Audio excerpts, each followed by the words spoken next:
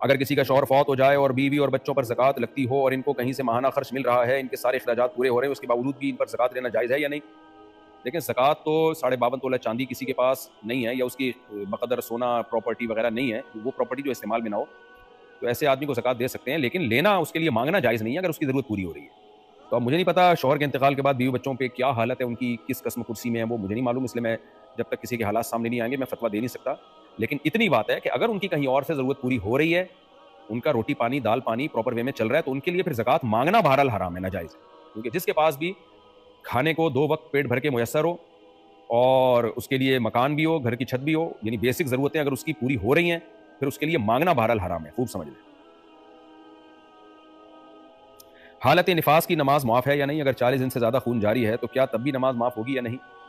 بچہ پیدا ہونے کے بعد جو عورتوں کو خون آتا ہے اس کو نفاس کا خون کہتے ہیں، اس کا وہی حکم ہے جو حیض کا حکم ہے، اس میں نماز نہیں پڑھی جائے گی اور ان نمازوں کی قضا بھی نہیں ہے۔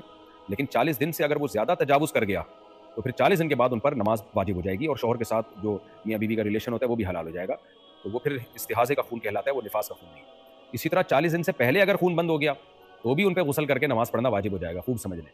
بعض خواتین کیا کرتی ہیں، ان کو 20-25 دن میں بلیڈنگ بند ہو گئی، وہ کہتی ہیں نہیں جی 40 دن ہی پورے کرنے ہیں۔ نہ، آپ کو اگر بلیڈنگ پہلے بند ہو گئی ہے تو پہلے ہی نماز شروع کر دینی آپ پر لازم ہو جائے گی۔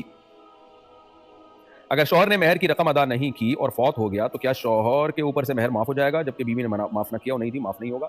شوہر کی وراثت میں پہلے وہ مہر کاٹا جائے گا، اس کے بعد بیوی کو اس کی وراثت دی جائے گی۔ کیا ناخن کاٹنے سے وضو ٹوٹ جاتا ہے؟ نہیں جی، ناخن ٹوٹ جاتا ہے، وضو نہیں ٹوٹتا اس سے۔ کیا داڑھی براؤن کرنے کے لیے رنگ لگا سکتے ہیں یا مہندی کے علاوہ کیا چیز لگا سکتے ہیں؟ کوئی بھی کلر لگا سکتے ہیں، براؤن کیا جا سکتا ہے، لیکن ایک مسئلہ خوب سمجھ لیں، 40 سال کے بعد آپ بال کالے نہیں کر سکتے، ایک بات۔ نمبر 2، علماء نے کتابوں میں یہ مسئلہ لکھا ہوا ہے کہ براؤن کر سکتے ہیں اور ڈارک براؤن بھی کر سکتے ہیں۔ مسئلہ بالکل ٹھیک ہے، لیکن اس کا مطلب کیا ہے؟ ڈارک براؤن کا مطلب جو دیکھنے میں لگے بہرحال براؤن۔ آج کل جو ڈارک براؤن کلر آ رہا ہے جب وہ آپ لگاتے ہیں تو دیکھنے میں بلیک لگ رہا ہوتا ہے، یہ جائز نہیں ہے، کیونکہ میں نے ڈاکٹروں سے پوچھا ہے، ڈاکٹر لوگ کہتے ہیں کہ جن کے بال بلیک ہوتے ہیں نا وہ بھی اصل میں ڈارک براؤن ہی ہوتے ہیں، بالکل 100% بلیک شاید نہیں ہوتے، وہ زیادہ تر لوگوں کے ڈارک براؤن ہی ہوتے ہیں۔ تو جو بال ہم جس کو کالا کہتے ہیں وہ اصل میں ڈارک براؤن ہی ہوتے ہیں۔ تو اسلام نے جب کالے بالوں سے منع کیا ہے، بالوں کو کالا کرنے سے منع کیا ہے 40 سال کے، یعنی بڑھاپے چھپانے کے لیے ہے نا یہ اصل میں، تو وہ جو منع کیا ہے تو اس میں وہ والے کالے بال جو جس کو عرف میں کالا کہا جاتا ہے، جو حقیقت میں ڈارک براؤن ہوتے ہیں۔ تو اس لیے میں اس میں یہی کہتا ہوں کہ ڈارک براؤن کلر لگانا جائز نہیں ہے، کیونکہ وہ دیکھنے میں بلیک ہی لگتا ہے، تو اس لیے براؤن لگائیں، ایسا براؤن جو دیکھنے میں لگے کہ یہ براؤن ہے۔ ہاں بعض دفعہ یہ ہوتا ہے کہ آپ کے 2-4 بال سفید ہیں تو آپ اس میں ڈارک براؤن نہ بھی لگائیں، براؤن لگائیں یا لائٹ براؤن بھی لگائیں، تو وہ کالے بالوں میں چھپنے کی وجہ سے کالے لگ رہے ہوتے ہیں، وہ ایک الگ بات ہے، وہ جائز ہے۔ لیکن اگر کلر ہی آپ نے ڈارک براؤن لگا دیا اور وہ کوئی پہچان ہی نہیں سکتا کہ یہ اس کے براؤن کلر ہے، وہ دیکھنے میں کالے ہی لگ رہے ہوتے ہیں، تو شریعت میں اسی کا اعتبار ہے کہ دیکھنے میں کیا لگ رہا ہے وہ۔ تو اس لیے فتویٰ تو وہ ٹھیک ہے علماء کا، فقہا کے ڈارک براؤن کلر لگانا جائز ہے، لیکن فقہا کی ڈارک براؤن سے مراد کیا ہے خوب سمجھیں۔ مراد یہ کہ وہ دیکھنے میں براؤن ہی لگے کہ بھئی یہ کالے نہیں ہے بلکہ براؤن ہے، تو وہ آج کل کے ڈارک براؤن وہ والا نہیں ہوتا، آج کل کے ڈارک براؤن وہ کالا ہی لگتا ہے دیکھنے میں۔ تو اس لیے لائٹ براؤن لگائیں یا براؤن کلر لگا دیں، خلاصہ یہ کہ جو بھی لگائیں دیکھنے میں پتہ چلے کہ یہ براؤن ہے، کالے نظر نہ آئیں دیکھنے میں۔ اگر بندہ اپنی قربانی نہ کرے اور اپنے ماں باپ کی قربانی کر دے تو کیا یہ صحیح ہے؟ بھائی اپنی قربانی کرے پہلے جو آپ پہ واجب ہے، اگر واجب نہیں ہے تو پھر جس کی طرف سے چاہے کر لے، لیکن اگر ماں باپ دنیا سے جا چکے ہیں اور آپ ان کی طرف سے قربانی کرتے ہو تو اصل میں اپنی ہی طرف سے ہوتی ہے، اس کا ثواب ان کو پہنچ رہا ہوتا ہے، تو پھر قربانی ادا ہو جائے گی۔ ارمان انصاری انڈیا سے، کیا داڑھی رکھنا ضروری ہے؟ جی ہاں، نبی صلی اللہ علیہ وسلم کی بخاری مسلم کی صحیح حدیث ہے، اعفوا اللحیٰ وقصوا الشوارب، داڑیاں بڑھاؤ مونچھیں گھٹاؤ، اور تورات میں آج تک لکھا ہوا ہے کہ موسیٰ علیہ السلام کو اللہ نے کوہ طور پہ بلا کے کہا کہ اپنی قوم کو بتا دیں کہ وہ داڑیاں بڑھائیں، تبھی آج بھی یہودی لوگ داڑیاں رکھتے ہیں۔ تو اس لیے داڑھی صرف رکھنا کافی نہیں ہے، بڑھانا ضروری ہے، اور اس کی فقہا نے مدت بیان کی ہے، مقدار بیان کی ہے، کم از کم 1 مٹھی، چاروں طرف سے 1 مٹھی، یہاں سے بھی 1 مٹھی ہو، یہاں سے بھی 1 مٹھی ہو، چاروں طرف سے 1 مٹھی رکھنا ضروری ہے۔ تو اگر یہ نہیں رکھیں گے گناہ گار ہوں گے۔ یہودیوں سے عبرت حاصل کر لینی چاہیے، ہمارے جدید اسکالرس کو جنہوں نے داڑھی کا انکار کر دیا ہے۔ یہودی اتنے ماڈرن ہو کے بھی اپنا انہوں نے داڑھی والا جو مذہب میں داڑھی تھی وہ نہیں ختم کی، اور ہمارے جدید اسکالرس نے داڑھی کا انکار کر دیا، مغربیت سے اتنا متاثر ہیں۔ میرے سینے پر ایک چھوٹا سا ٹیٹو بنا ہوا ہے، لیکن میں اپنی پوری نیت کے ساتھ 5 وقت کی نمازیں پڑھتا ہوں، تو کیا میری نمازیں ادا ہو جائیں گی؟ آپ اس ٹیٹو کو ہٹوائیں اگر ہٹانے کی قدرت ہے، اگر ممکن ہی نہیں ہے تو پھر توبہ استغفار کریں، پھر نماز ہو جائے گی آپ کی، لیکن یہ ٹیٹو بنوانا حرام اور ناجائز ہے۔ عبد الصمد صاحب انڈیا سے، اگر کوئی ڈاکٹر جان بوجھ کر بلا وجہ آپریشن کرتا ہے تو اس کے مرنے کے بعد اس کا نماز جنازہ پڑھنا یا پڑھانا جائز ہے؟ ایسا ڈاکٹر جو بلا وجہ آپریشن کرتا ہو کبیرہ گناہ کا مرتکب ہے وہ، تو حدیث سے یہ بات ثابت ہے اگر کوئی بہت بڑے کبیرہ گناہ کا مرتکب ہو تو قوم کا جو مقتدی ہے یا مسجد کا امام ہے وہ بائیکاٹ کر سکتا ہے، جنازہ تو ہر ایک مسلمان کا پڑھا جائے گا لیکن بائیکاٹ کر سکتا ہے وہ، جیسے نبی صلی اللہ علیہ وسلم کے سامنے اگر کوئی شخص لایا جاتا جس نے خودکشی کی ہے تو آپ نماز جنازہ نہیں پڑھاتے، تو باقی لوگ پھر ان کا جنازہ پڑھا دیتے تھے، آپ نہیں پڑھاتے.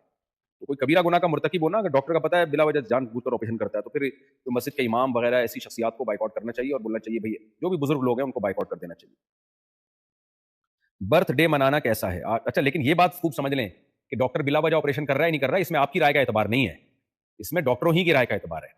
بعض دفعہ لوگ ڈاکٹروں سے بہت الجھتے ہیں، ڈاکٹر ٹیسٹ لکھ کے دیتا ہے تو لڑتے ہیں یہ بلا وجہ کے ٹیسٹ کیوں لکھ کے دے رہا ہو؟ بھائی آپ کو کیا پتا کہ بلا وجہ کے لکھ کے دے رہا ہے یا کسی وجہ سے لکھ کے دے رہا ہے؟ ڈاکٹر آپریشن بتاتا ہے اس سے بلا وجہ لڑ رہے ہوتے ہیں. کسی حکیم سے پوچھ لیتے ہیں، حکیم کہتا ہے یہ خام خواہ کا آپریشن ہے. بھائی اس حکیم کو کیا پتا، اس نے تھوڑی وہ میڈیکل سائنس پڑھی ہے، تو پھر علاج اسی حکیم سے ہی کرا لیتے ہیں، اس ڈاکٹر کے پاس آئے کیوں؟ تو یہ عوام جو ہے نا ہماری، میں نے دیکھا ہے ڈاکٹروں سے غیر ضروری الجھتی بھی ہے. ٹھیک ہے کچھ ڈاکٹر فراڈی بھی ہوتے ہیں پیسے بنانے کے لیے الٹے الٹے، گائنی کے ڈاکٹروں میں تو بہت ہے، یہ نارمل ڈلیوری ہوتی ہے اینڈ ٹائم پہ کہہ دیتے ہیں آپریشن کے بغیر نہیں ہوگا، یہ تو ہمارے مشاہدے ہیں. تو اس میں بھی 100% کو میں غلط نہیں کہہ سکتا، لیکن اس میں بہت فراڈ ہوتا ہے. لیکن یہ ضروری نہیں کہ ہر جگہ فراڈ ہی ہو، تو اس لیے ڈاکٹر اگر کوئی بات کہہ رہا ہے تو 2-3 ڈاکٹروں ہی سے کنفرمیشن کر لیں آپ، پھر آپ فیصلہ کریں. آپ اپنی یا یوٹیوب پہ دیکھ کے یا ادھر ادھر کے حکیموں کو یا جعلی عطائی ڈاکٹروں کو سن کے آپ فیصلہ نہ کریں. برتھ ڈے منانا کیسا ہے؟ آج کل یہ عام رواج بن گیا ہے، اس کا شرعی حکم کیا ہے؟ انتہائی درجے کی احمقانہ بچکانہ حرکت ہے. بدعت اس لیے نہیں ہے کہ اس کو دین کا حصہ سمجھ کے نہیں کیا جاتا، لیکن ہے انتہائی بچکانہ حرکت، اسلام کے مزاج کے بالکل خلاف چیز ہے. کہ کیا ہوا تھا آج؟ اگر آپ 1 جنوری کو پیدا ہوئے ہیں تو ہو گئے نا پیدا، کیا کریں آپ پیدا ہو گئے تھے، تو آج میں چونکہ پیدا ہوا تھا لہٰذا خوشی منا رہا ہوں. بیوقوفوں والے کام مت کرو. تو آپ کی زندگی میں 1 سال کم ہو گیا ہے، آپ کو کوئی خوشی ملی ہے تو آپ اس خوشی کو مناؤ. آپ پاس ہو گئے امتحان میں، ٹھیک ہے جی آپ خوشی مناؤ. آپ جو ہے وہ کوئی شادی ہو گئی آپ کی، ولیمہ کر کے خوشی مناؤ. آپ کو کوئی کہیں سے پیسے مل گئے، آپ خوشی مناؤ. آپ اس تاریخ کو پیدا ہوئے تھے تو ہو گئے تھے نا، جس دن ہو گئے تھے بس ٹھیک ہے، اس دن خوش ہو گئی تھے، آپ کے ابا اماں نے عقیقہ کر لیا تھا، آپ کی یہ خوشی ہو گئی تھی. اب دوبارہ وہی ڈیٹ آ رہی ہے، آپ خوشی منا رہے ہو، تو یہ وہ خوشی ہے جو ہو نہیں رہی ہوتی، مصنوعی تکلف. تو تکلفات سے تو شریعت نے ہمیں منع کیا. دیکھیں انگریز کے بیچارہ خوش نہیں رہتا، ان کے فیملی سسٹم تباہ ہو گیا، شراب کباب، تو وہ بیچارہ کوشش کرتا ہے کوئی کہیں سے کچھ ملے خوشی منانے کے لیے، تو وہ پٹنگ چیزیں کر کے خوشیاں منا رہا ہوتا ہے. تو آج ہمارے مولانا لوگوں میں بھی یہ چیزیں آ رہی ہیں، بلا وجہ کے ماڈرن ازم سے متاثر ہو رہے ہیں. تو آپ کچھ چیزیں دلائل سے سمجھانا بہت مشکل ہوتا ہے. آپ نماز روزے میں دل لگائیں، ایک اچھی لائف گزاریں، تو آپ کو ان چیزوں سے خود ہی ایک عجیب سی نفرت سی شروع ہو جائے گی. میں نے تو بعض سیکولر لبرل لوگ دیکھے ہیں جو برتھ ڈے کی مخالفت کرتے ہیں، وہ کہتے ہیں کیا احمقانہ حرکت ہے، حالانکہ وہ مذہبی نہیں ہے. تو اس لیے اس کو موٹیویٹ نہیں کرنا چاہیے برتھ ڈے کو. باقی حرام حلال کا مسئلہ نہیں ہے یہ، میں یہ نہیں کہہ رہا کہ جو برتھ ڈے منا رہا ہے وہ حرام کر رہا ہے، گناہ کر رہا ہے. حماقت کا ارتکاب ضرور کر رہا ہے، اور ان چیزوں کو موٹیویٹ کرنے والے، پروموٹ کرنے والے بچکانہ سوچ کے حامل لوگ ضرور ہوتے ہیں، یہ ذہن میں رکھیں.